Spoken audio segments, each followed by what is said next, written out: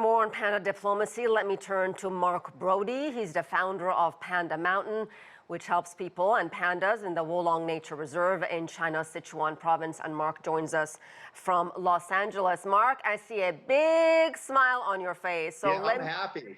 So tell me, give me your reaction. Certainly good news when it comes to panda diplomacy. Absolutely. I mean, you see me smiling. I've seen hundreds and hundreds of people around pandas. They're just irresistible. They bring out happiness. They exude happiness. So it's a good day for the world in terms of building relations between the U.S. and China. And deservedly, most deservedly, the San Diego Zoo is going to lead the way with a new panda diplomacy program. And the zoo has a long and very important role in panda conservation. You may not know the answer to this question, Marc, but I'm going to ask you anyway. Do we know anything about the 2 giant panda bears that are going to be sent to San Diego? I don't believe that's been released. I don't have that information, but I'm sure it's in discussion. The San Diego Zoo people will know. The one thing I would add is I expect they're going to get an ideal pair of pandas for breeding. The San Diego Zoo has been perhaps the most successful international zoo ever in panda breeding. So I expect, the one thing I can tell you is expect more panda cubs, which is going to be exciting. Any indication how long this latest loan agreement will be for? Will it be the usual 10 years, and sometimes they're extended? I don't know that that's been determined, but I would say that there's no reason to think it would be less than 5 years, most likely 10 years, as you've said.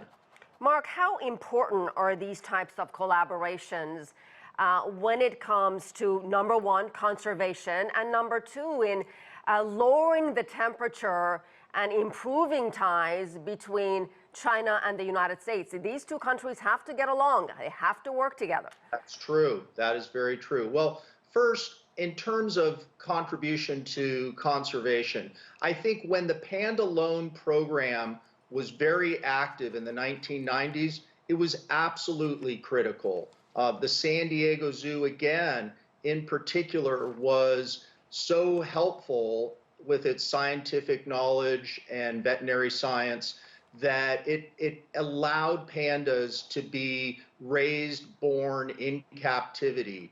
It made many improvements to the captive panda program. Now, many years later, China is really self-sufficient. China is proven itself to be able to manage all things panda related. So it's less critical today in terms of veterinary science, but still very important. And as for the political or geopolitics, anything we can do to bring our countries together, anything we can do to remind ourselves that we all share one planet and we all have a common love for this panda, I think those are constructive things. It's like the proper domino effect. You know, you knock over a domino and it's where you see the pandas playing in the snow. It's like that slippery slope to happiness. So I do welcome this change. So Marc, what do you think it is about the giant pandas? We just had some video on our air, and just looking at them, it brings smiles to so many faces. I mean, no one gets that, no other animal gets that kind of reaction. What is it about giant pandas that triggers laughter, enthusiasm, and so much fascination? It's kind of magical, isn't it? It's one of those things. I think it's, in some ways, they're like a caricature of a happy face. Big eyes, big features, and their slow ambling gait. I mean, they teach us many things of how to be relaxed, how to be playful, how to be happy. So there is something that's kind of intangible about a panda that we should figure out what it is precisely and put it in a bottle, right, and ship it around the world.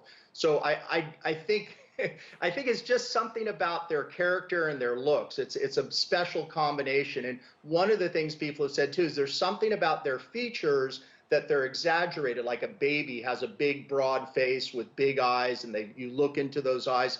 There's something about a panda that just takes us in, and I think it's wonderful. All right, we'll leave it there. Marc Brody, thank you very much.